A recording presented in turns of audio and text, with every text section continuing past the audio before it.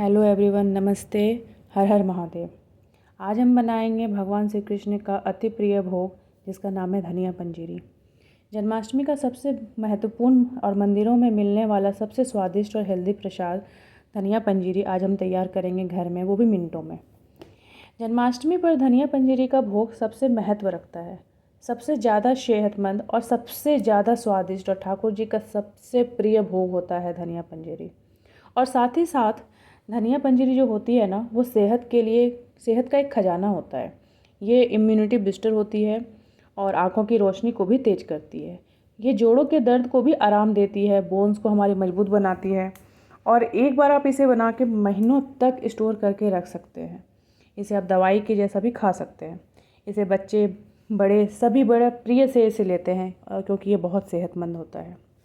तो आइए हम मिलके इसे बनाते हैं। सबसे पहले मैंने गैस पे कढ़ाई चढ़ाया और मैं उसमें देसी घी डाल रही हूँ, क्योंकि हम प्रसाद बना रहे हैं, भोग बना रहे हैं ठाकुर जी का, तो इसलिए हम इसमें देसी घी का इस्तेमाल करेंगे। और इसमें मैं एक बड़ा कप भर के धनिया डाल दिया। अब इसको धनिया को ना इसमें अच्छे से तल लिया। कोई अगर आप इतना ज़्यादा घी नहीं डालना चाहते तो आप धनिया को भून भी सकते हैं कम घी में। तो कम घी में आप धनिया को भून लें, मैं इसमें तल रही हूँ। साथ ही मैंने इसमें डाला है 2 चम्मच खसखस, जिसे हम झारखंड में पोस्ता कहते हैं और यहाँ दिल्ली में इसे पॉपी सीड्स भी कहते हैं, और 2 चम्मच सौंफ।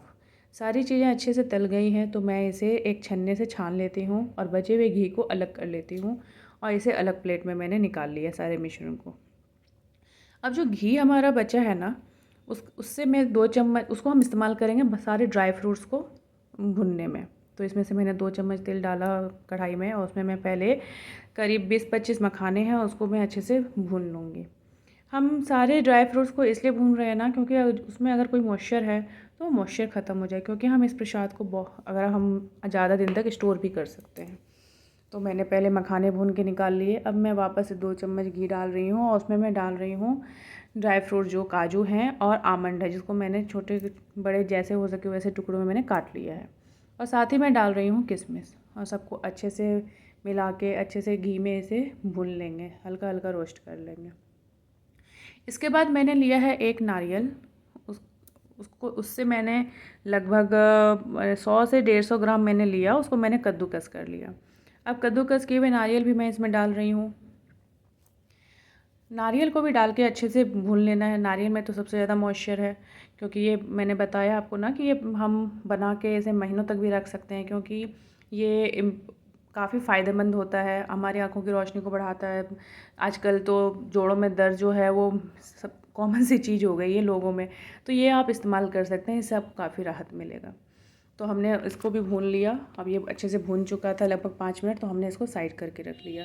अब मैंने एक जार में 1/3 कप चीनी लिया, उसको भी पीस के साइड कर लिया। फिर मैंने जो मिश्रण बनाया था ना धनिए का, खसखस का और सौंफ का, उसको भी मैंने उसी जार में डाल के अच्छे से पीस लिया। लेकिन सूखा पीसना है, पानी नहीं मिलाना हमें, जैसे हमने भून के रखा था वैसे ही। अब मैं यहाँ मखाने ले रही हूँ, उसको मैं तोड़ने की कोशिश कर रही हूँ। जो टूट रहे हैं सही है, नहीं टूट रहे हैं कोई नहीं। उसके बाद सारी चीज़ों को हम एक बाउल में एक साथ मिलाएंगे।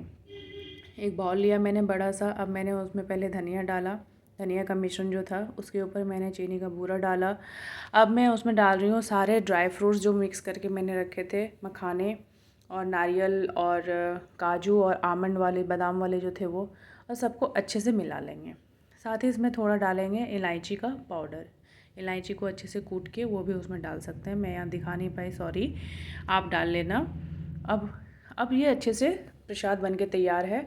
लेकिन लास्ट में हम इसमें डालेंगे तुलसी पत्ता, क्योंकि ठाकुर जी का प्रसाद है, तुलसी पत्ते के बिना ये प्रसाद अधूरा है। तो इसे इसमें तुलसी पत्ता डालें और ये प्रसाद हमारा बन के तैयार हो गया है ठाकुर जी को भोग लगाने के लिए। धन्यवाद।